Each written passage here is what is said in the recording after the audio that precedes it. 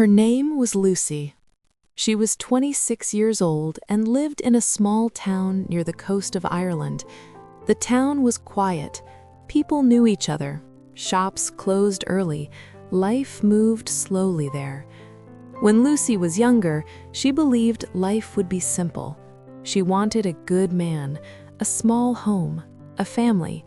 She thought love was something that stayed if you were kind enough. She met Mark when she was 22.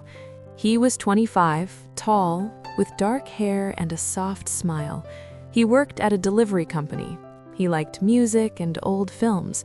They met at a birthday dinner for a friend.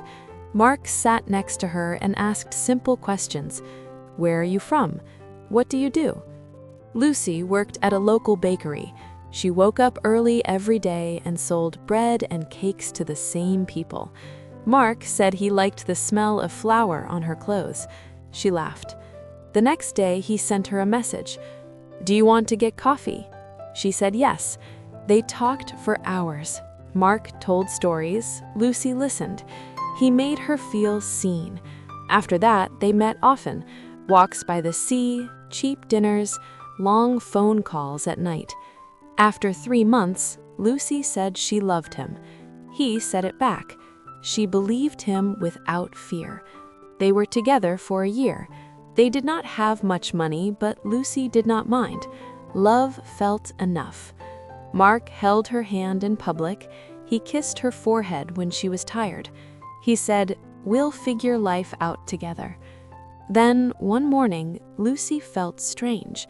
She felt sick when she woke up. She thought it was food or stress, but the feeling stayed. Her best friend, Sarah, looked at her and said, "Maybe you should take a test." Lucy laughed and said, "No, that's not possible." But later that day, she bought one. She stood alone in the bathroom. She waited. When she saw the result, her heart started to beat fast. Her hands shook. She was pregnant. That evening, Lucy went to Mark's flat. He was sitting on the sofa watching TV. She turned it off. "I need to tell you something," she said. He looked surprised. "What's wrong?" She took a breath. "I'm pregnant." The room went quiet. Mark did not smile. He did not stand up. He looked at the floor. "Are you sure?" he asked. "Yes," Lucy said. "I did a test." He rubbed his face with his hands. He walked to the window and looked outside. "This is not a good time," he said. Lucy felt cold. "But we love each other," she said softly. Mark did not answer. "I need time," he said. "I'm not ready to be a father." That night, he did not touch her. He did not say goodnight. Lucy lay awake, staring at the ceiling. In the morning, he left early. "Talk later," he said. But later never came. Days passed. Mark stopped calling. Messages stayed unread. Lucy waited, then waited some more. One afternoon, she went to his flat. She knocked on the door. No answer. She sent one last message. "Please talk to me." The reply came hours later. "I can't do this. I'm sorry." That was the last message. Lucy sat on her bed and cried until her body hurt. She cried because she was alone. She cried because she was scared. She cried because she still loved him. She told her parents that weekend. Her mother cried with her. Her father was quiet, then said, "You are not alone. We are here." Lucy moved back into her childhood bedroom. She felt small again, but she was not a child. She was going to be a mother. Her body changed. She felt tired all the time. Her belly grew slowly. She went to the doctor and saw the baby on the screen. She heard the heartbeat. In that moment, Lucy smiled and cried at the same time. She worked at the bakery as long as she could. She saved every coin. She bought tiny clothes and a small bed. At night, she talked to her belly. "I'm here," she whispered. When the pain came, it came fast. Her mother drove her to the hospital. The hours felt endless. Lucy held her mother's hand and tried not to scream. Then she heard a small cry. "It's a girl," the nurse said. They placed the baby in her arms. Lucy looked at her tiny face and felt something change inside her. "Hello," she whispered. "I'm your mum." She named her Emily. The days after were hard. Emily cried at night. Lucy did not sleep much. She learned how to feed her, how to hold her, how to calm her. Sometimes Lucy cried too. Mark never came. He never asked. One day, Lucy saw him in town.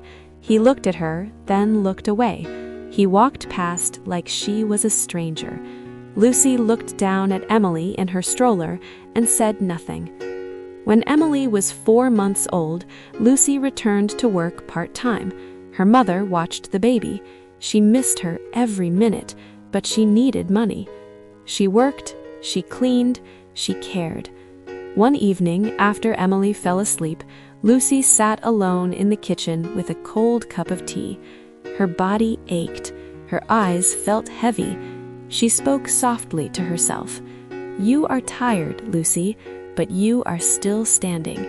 She looked toward the room where her daughter slept, and for the first time since Mark left, she felt something close to strength. Life did not become easier after Emily was born. It became fuller. Lucy's days started early. Emily woke up crying before the sun came up. Lucy learned to move quietly in the dark. She learned how to warm milk with one hand and hold her baby with the other. She learned how to live without sleep. Her mother helped when she could. She cooked meals and held Emily so Lucy could rest for a short time. Her father did not say much, but every evening he sat on the sofa with Emily on his chest and hummed old songs. Lucy was thankful for them. Without her parents, she did not know how she would manage. When Emily was 6 months old, Lucy went back to work at the bakery, only part-time at first.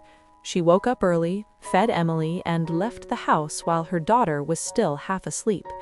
Every time she closed the door, her chest felt tight. At work, she smiled at customers. She sold bread, she cleaned the counter. Her feet hurt from standing all day. Her back ached, but she never complained. When she came home, Emily reached for her with small hands. Lucy held her close and breathed in her baby's smell. That was enough to keep going. Money was always on her mind. Lucy bought only what they needed: baby food, nappies, warm clothes for Emily. She wore old jeans and simple shirts. She did not care about fashion anymore. She cared about safety. She cared about warmth. She cared about her child. Sometimes she saw old friends online. They went out at night. They posted pictures of dinners and holidays. Lucy did not feel angry. She just felt far away from that life. Her world was smaller now, but it was real. One afternoon, Lucy saw Mark again. She was pushing Emily's stroller through town. Mark walked toward her. For a moment, Lucy thought he might stop. He looked at the baby, then he looked away. He passed her without a word. Lucy stood still for a second. Her heart hurt, but she did not cry. She bent down and touched Emily's cheek. "You don't need him," she whispered. "You have me." Emily smiled, not knowing why. As the months passed, Emily grew stronger. She learned to sit, then to crawl, then to stand while holding the sofa. Every small step felt like a victory. Lucy clapped her hands and laughed. "You did it," she said. At night, when Emily slept, Lucy sat alone in the kitchen. She drank tea that always went cold. Sometimes she stared at the wall and felt very tired. But she told herself the same thing every night. You are doing this, one day at a time. When Emily was 1 year old, she got sick. She had a fever and cried all night. Lucy held her close and did not sleep at all. She sang soft songs and prayed quietly. In the morning, Lucy took her to the clinic. The doctor said it was a virus and gave medicine. Lucy felt relief for the first time in days. When Emily started to feel better, Lucy kissed her warm forehead and cried quietly in the bathroom.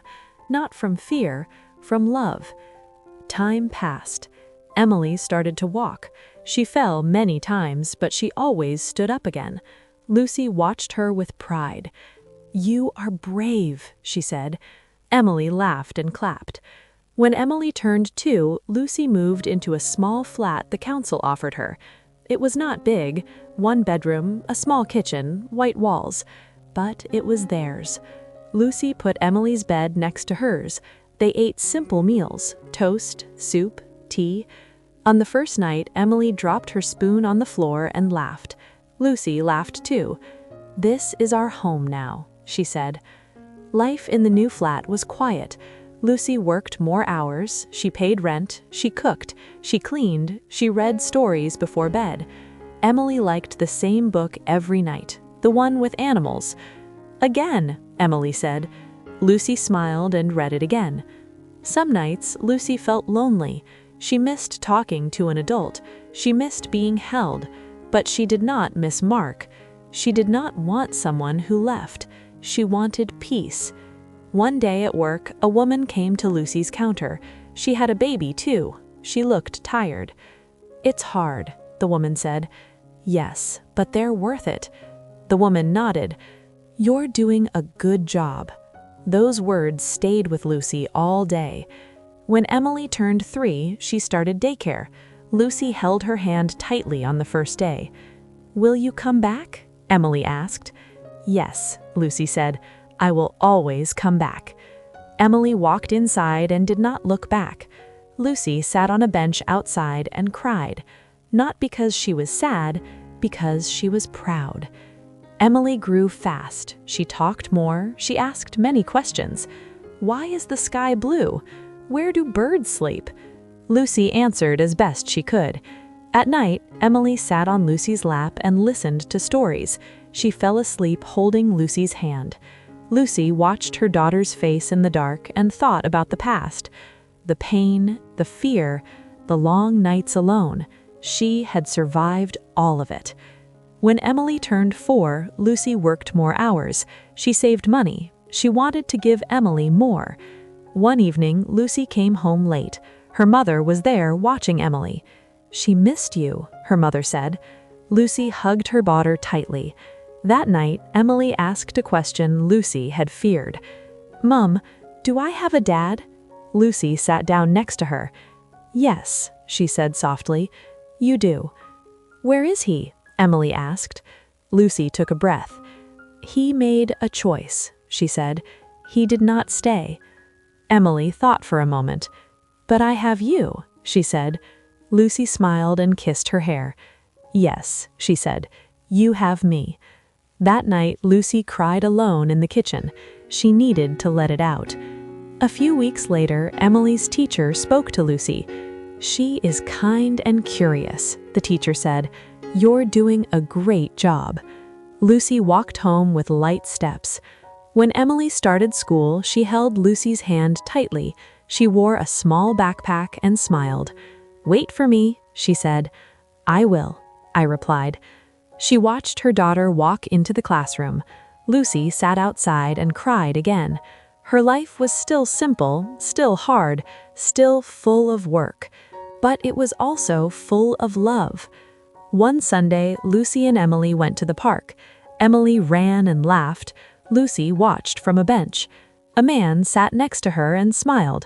"She looks happy," he said. Lucy nodded. "She is," she replied.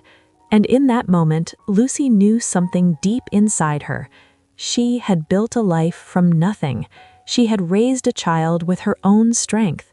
She had chosen love that stayed. And that was enough.